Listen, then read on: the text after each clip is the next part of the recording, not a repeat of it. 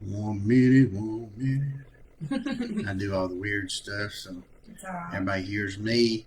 Hello! Who there?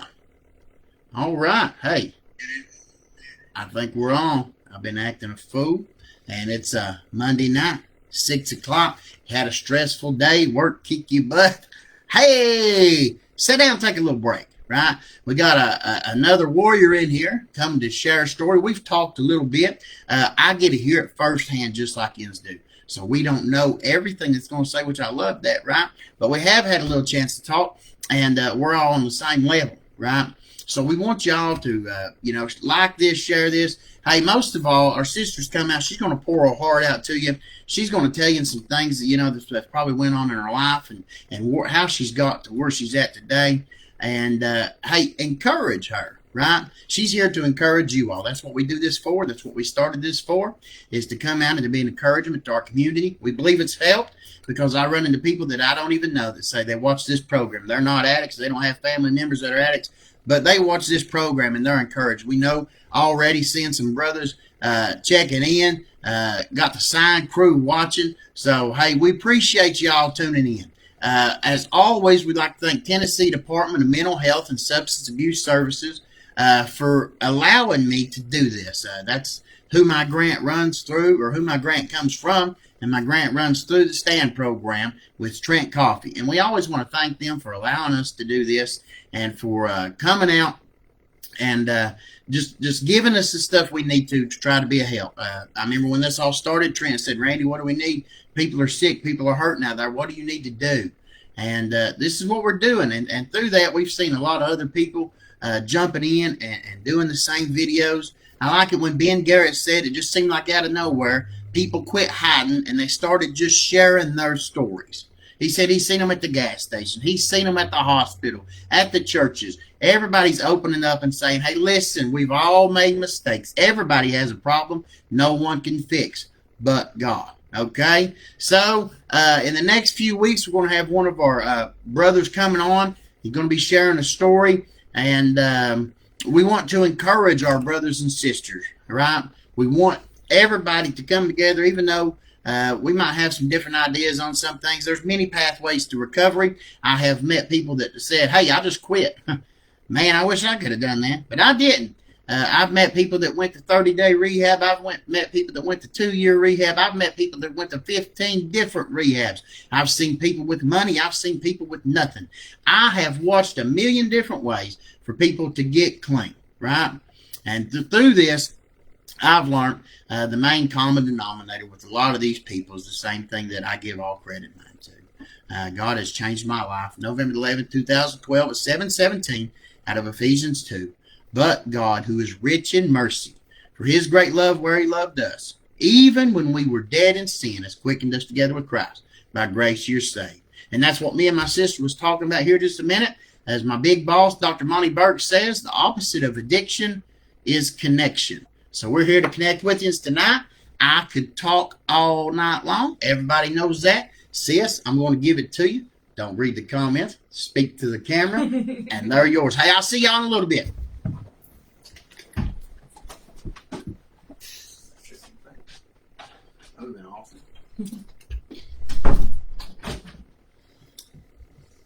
Thanks, Randall. Hi, guys. As most of you know, my name's Latisha Chambers. I've been clean for almost 6 months now, but I've had a long way to get there. I want to tell you guys my story. When I was 7, I was forced to do drugs by someone that's very not appreciative. Smoked weed, did pills, drank beer, all the way up until I was 14. But then eventually it got to where I was looking forward to doing it so I could escape that reality. Whenever I was about 15, 16, I started selling pills and weed in high school. Started failing my classes. Still graduated though, thank God for that. When I was about 18, I moved out from my mom and my dad's. And I was doing pills and drinking, smoking, pretty much whatever I could. Then I got with a guy, my oldest daughter's dad. I quit everything because I found out I was pregnant. But after I had her, I started doing everything again.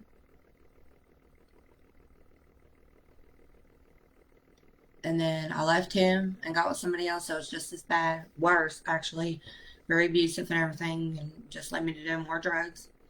I lost multiple jobs, multiple cars, multiple homes, all kinds of stuff.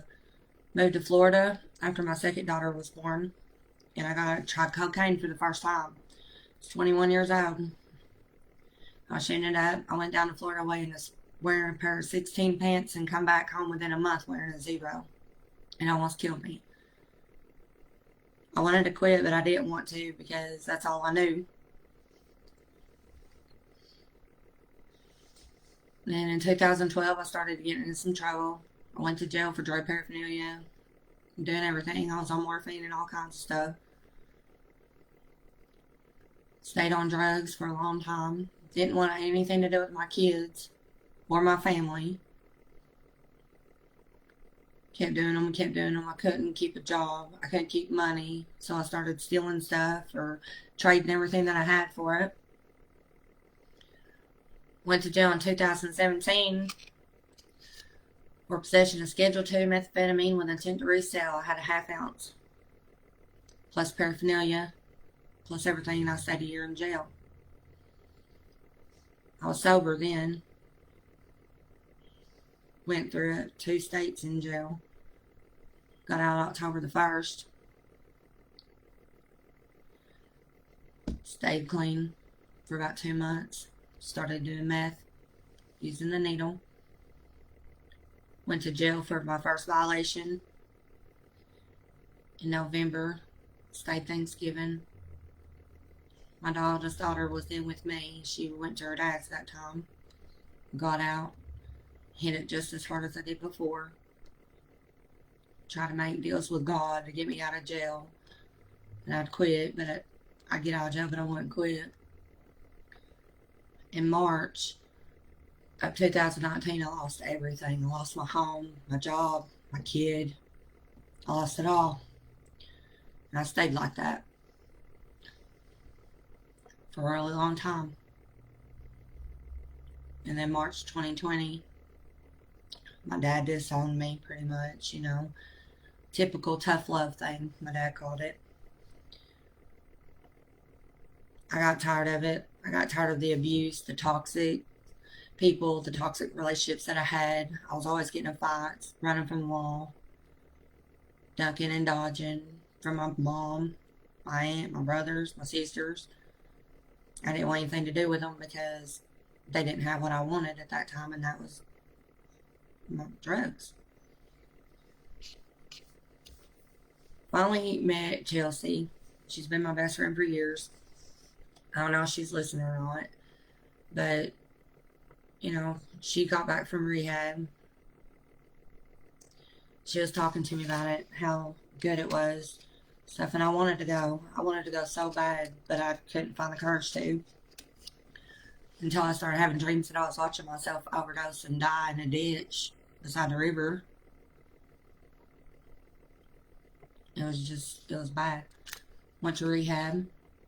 Finally, in August 21st of 2020, took me 3 days to get into it because I couldn't get approved for insurance. But they stayed on the phone with me for 3 days until I did go. I finally went. I wanted to leave so bad so many times because I didn't know the sober life like I wanted to know it or I needed to know it. Finally got out of rehab. Got my job back. Working, still didn't have my kids.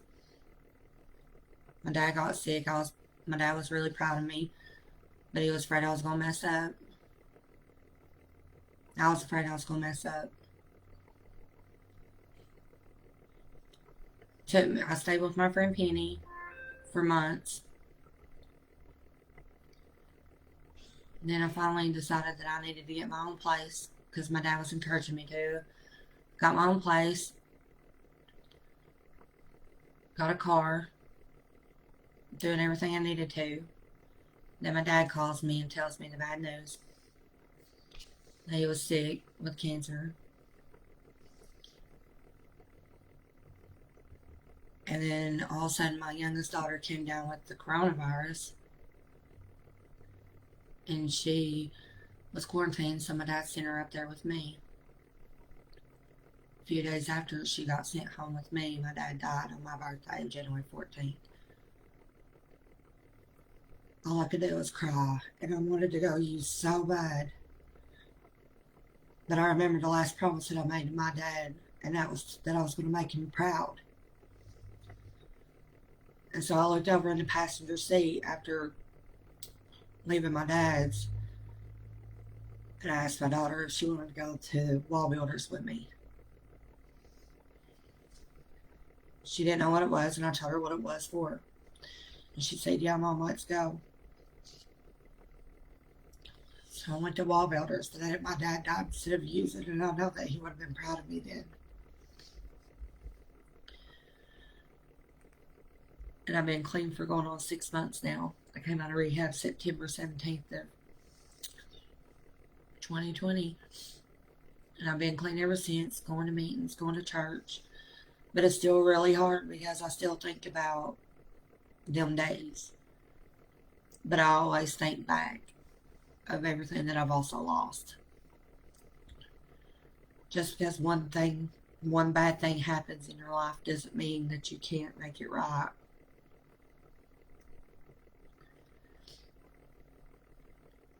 And I thank God every day that I have a support system. The day I got out of rehab, I actually came up here to Randall Birch to talk to him and Trent. I now have custody of my youngest daughter, complete full custody. I'm getting ready to get full custody back of my oldest daughter, who's currently in foster home because of my drug use and my bad decisions and my careless acts.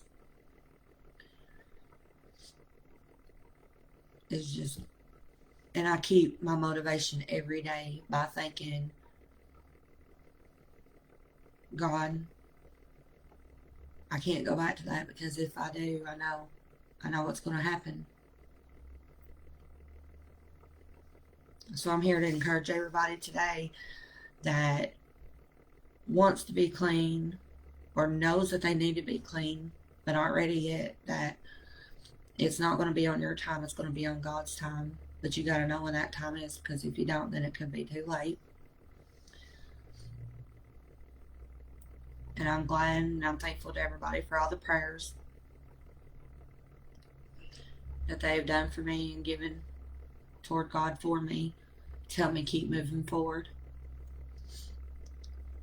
I know a lot of people are at my butt making sure that I stay clean, and I really appreciate that, because I need people like that in my life as well as everybody else's does.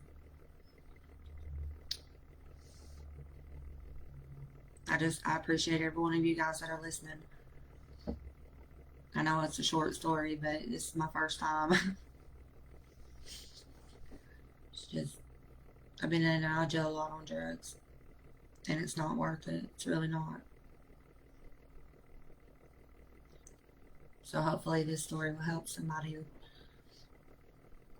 realize that the life that they're going down, or know somebody that their life's going down that road, that it's going to happen, that eventually it will happen, and everybody will be great, and everybody will have a story of their own to tell.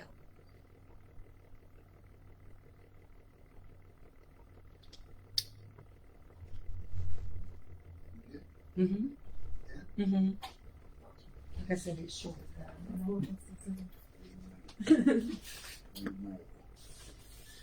Hallelujah. I cried. Hey, listen, if there's one thing you can do it here, you can cry it here. Hey, how about that, guys? She said her story was short, right? But here's what I know. As I was sitting through there, looking at all the list of places, listening to her story, we've got people from Journey Pure that are watching right now. I'm sure we've got people from Trinity Baptist that do Wall Builders program. We want to thank you for Wall Builders for being there. What if Wall Builders wouldn't have been there that day? Where would we have been? Where might she have went to, right? So that's why we do that, and we want a lot of groups, so every day of the week there's somewhere for somebody to go. So thank you, Wall Builders, for being there. Hey, I tell you this, I know we got some heavy hitters when all the correctional officers are on here. right? Hey, listen, I seen about 5 or 6 of them. You know what they were saying? They wasn't saying, we'll see you again. They said, hey, we're proud of you. Rooting for you, right? Hey, because together we can make a difference. Through that, we've got the rehab, we've got the church, we've got law enforcement, we've got her best friend that hung out with her and helped her and encouraged her. Hey, we've got other people that had the doors open and said, hey, come talk to us. Hey, listen, Scott County, that right there might have been a short story, but it's got everything we need wrapped in it together. We all need to come together. Because if we come together, then we can help a Latisha. Then we can help a Randall. Then we can help a Aaron. Hey, the name of the list, just go on the YouTube channel and look at the list of all these people that had to have a whole group of people like that to come together. Yeah, the tough love has to happen. Yeah, the bad stuff has to happen. But there also has to be those people and the ones that we call the special forces. The ones that go behind enemy lines. The ones that reach in there and tell the other and say, hey, nobody else might want you, but I know a man who does. I know a man that can use you, right? And we know who that is, right? Lord and Savior Jesus Christ can take the worst of the worst and put them up here, not for any glory of theirself, but to say, hey, listen, never give up on anybody. I know it's hard, right? We've had some of the families get in and share stories, and I know this. I know the family's got a harder part than the addict does. I can say that because I was the addict, and I know my mom and dad had a harder time with it than I did. They never knew what was going to happen, what phone call was going to come up, what was going to happen, right? Setting up all night. She said, having dreams about waking up dead or being dead in a ditch by the river. I know what that feels like. Family knows what that feels like.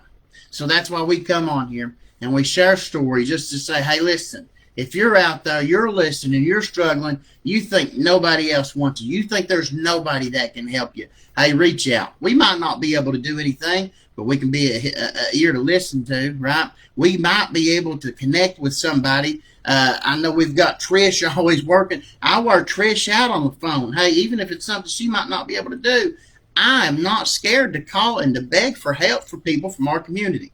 We'll do what we can. We'll try to reach out. And that's what we want to do. That's what we're doing this for. That's why she come on here and embarrassed herself and said some stuff, you know, that a lot of people ain't got the nerve to come on and say, you know, hey, listen, I've messed up. I've made a lot of mistakes. I'm trying to do better today. She's trying to do better today. So let's do this. Either you continue to bring up the past or we try to encourage their future. It's up to y'all, Scott County. As I'm watching these comments, I see some more of these warriors. I'm going to have to come on and get you. So just let you know, we're coming for you, fam. And we want all of it. We want the people to come together, right? We'd like to have a big event to have all these warriors in the same room and let Scott County see it ain't just 5 people. It ain't just Dip. Listen, I know a lot of people that are doing this right now, that are sober and they got their kids back and they're doing grocery shopping. I was talking to one the other day. This is the first time they get to file their income taxes. That's a good time. They're not taking money. That's good, right? I like paying my car insurance. That's crazy to a lot of people, but I like doing that. I started a retirement account the other day. Who does that? Who thinks of their future? I tell you who. People who are actually trying to do better their life and move on. So, hey, thank you, Scott County. Thank you, Wall Builders. Thank you, Trinity Baptist Church. Thank you, all the local. Listen, there's some churches in Scott County right now that are on fire for people in recovery. I'm telling you, they got it going on. I'm going to go visit with them sometime. Because, listen, if you're giving it to people in recovery, if you're loving on people in recovery, I'm going to show up sometime.